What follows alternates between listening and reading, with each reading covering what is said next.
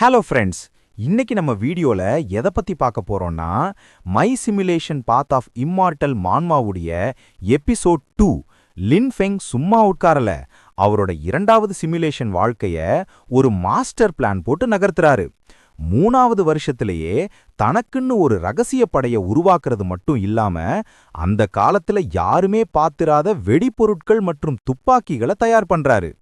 5வது வருஷம் லான்யா இளவரசரோட குடும்பத்தையே கிளர்ச்சியாளர்கள் கிட்ட இருந்து காப்பாத்தி அவரோட நம்பிக்கைக்குரிய மனுஷனா மாறிடுறாரு. 6வது வருஷம் கல்யாணம், 7வது வருஷம் குழந்தைன்னு அவரோட வாழ்க்கை செம ஸ்மூத்தா போயிட்டு இருக்கு. 15வது வருஷம் ஒரு பெரிய ட்விஸ்ட். பழைய சக்கரவர்த்தி இறந்து போக நம்ம நம்பர் லான்யா இளவரசர் இப்போ ஷின்ஜின் அப்படின்ற பெயரோட அரியணை ஏறுறாரு.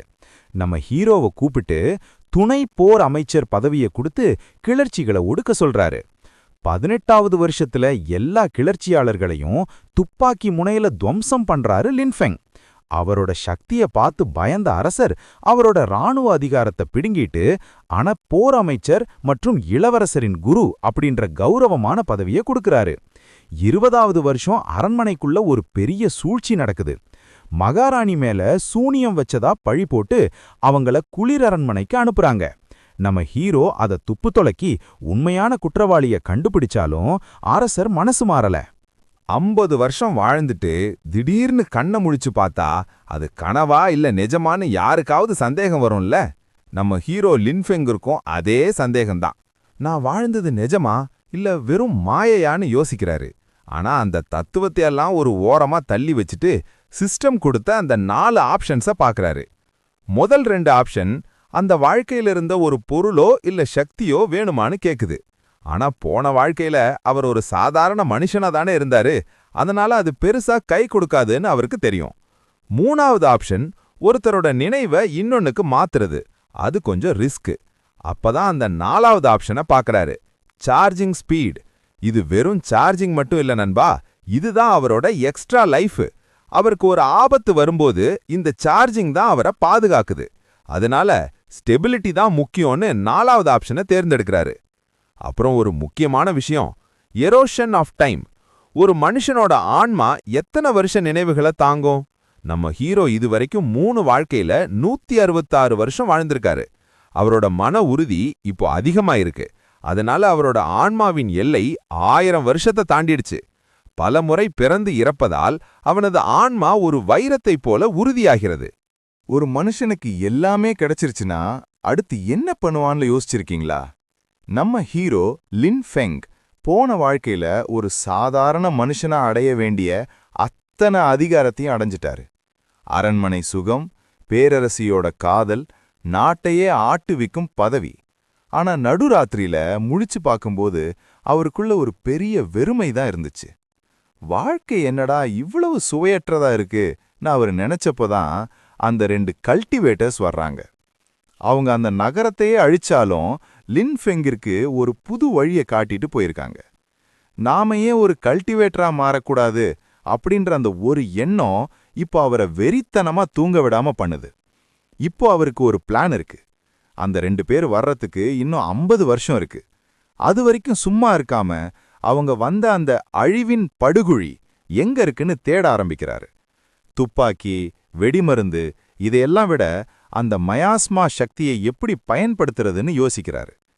என்னை யாராலும் தடுக்க முடியாதுன்னு ஒரு சபதத்தோட அவரோட 3வது வாழ்க்கை. நம்ம ஹீரோ ஒரு நல்லவர்னு நினைச்சிங்களா? இப்பதான் அவரோட உண்மையான முகமே தெரியுது. 166 வருஷம் அனுபவத்தை வச்சுக்கிட்டு மறுபடியும் இம்பீரியல் எக்ஸாம் எழுதுறாரு. சாதாரணமா இல்ல, எல்லா லெவல்லையும் இவர்தான் ஃபர்ஸ்ட், ட்ரிபிள் ஃபர்ஸ்ட், அதாவது சன்யான் வாங்கி அந்த உலகத்தையே ஆச்சரியப்பட வைக்கிறாரு. ஆனா ஒரு பெரிய பதவிக்கு போவார்னு பார்த்தா ஒரு சாதாரண கவுண்டிக்கு அதிகாரியா போறாரு. ஏன்னா அங்கதான் அவரோட பிளான் ஆரம்பிக்குது. அந்த ஏரியால இருக்கிற ஒவ்வொரு அதிகாரியோட ஜாதகமும் இவருக்கு அத்துப்படி. அவங்க பலவீனத்தை வச்சு எல்லாரையும் தன் கைக்குள்ள கொண்டு வராரு.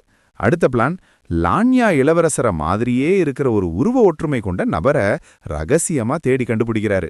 5வது வருஷம் ஒரு போலி தாக்குதலை நடத்தி ஒட்டுமொத்த இளவரசரோட குடும்பத்தையும் போட்டு தள்ளுறாரு. அந்த இடத்துல ஒரிஜினல் இளவரசரை நீக்கிட்டு இவரோட ஆள உட்கார வைக்கிறாரு. இன்னொரு அதிர்ச்சியான விஷயம் என்னன்னா, இளவரசரோட கல்யாண அன்னைக்கு இளவரசிக்கு தெரியாம லின்ஃபெங் உள்ள போய் அவரோட வாரிசைய அங்க உருவாக்குறாரு. அதாவது வெளிய பார்க்க இளவரசரோட புள்ள, ஆனா உள்ளுக்குள்ள அது நம்ம ஹீரோவோட ரத்தம். அதிகாரத்தை மட்டும் இல்ல, அந்த வம்சத்தையே இப்போ லின்ஃபெங் தன் வசப்படுத்திட்டாரு. ஆளை பார்த்தா டம்மி பீஸா இருக்க, பயங்கரமான ஆளா இருக்கேடா. இப்போ லின்ஃபெங் தன் வசப்படுத்திட்டாரு.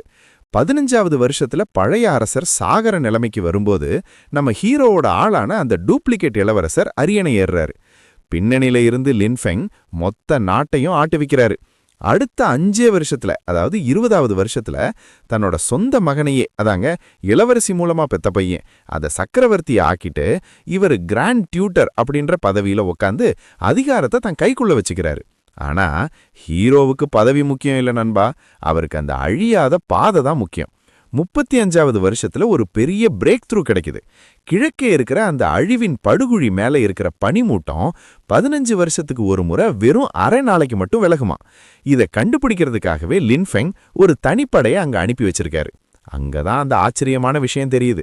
அந்த படுகுழிக்கு அடியில ஒரு தலைகீழ் உலகம் இருக்கு. டெலஸ்கோப் வழியா பார்க்கும்போது பல்லாயிரக்கணக்கான மலைகள், பிரம்மாண்டமான நகரங்கள், பல லட்சம் மக்கள் வாழும் ஒரு தனி உலகமே அங்க தெரியுது. இது நம்ம ஹீரோ வாடுற உலகத்துக்குள்ளேயே இருக்கிற ஒரு ரகசிய உலகம். அங்கதான் அந்த கல்டிவேட்டர்ஸ் இருக்கிறாங்க. விசித்திரமான மிருகங்கள்னு அது ஒரு மாயாலோகம். ஆனா அங்க போறது அவ்வளோ ஈஸி இல்ல.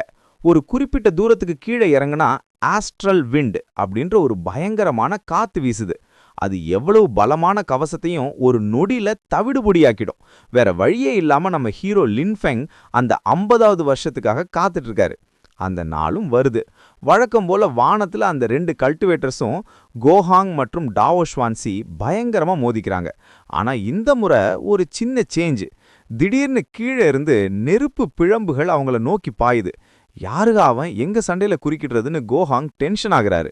இந்த வீடியோ உங்களுக்கு பிடிச்சிருந்தா மறக்காம லைக் பண்ணுங்க. அப்படியே அந்த சப்ஸ்கிரைப் பட்டனை தட்டி பெல் ஐகானையும் அழுத்திருங்க. அடுத்த வீடியோல உங்களை சந்திக்கிறேன். அது வரைக்கும் டாடா பை பாய்.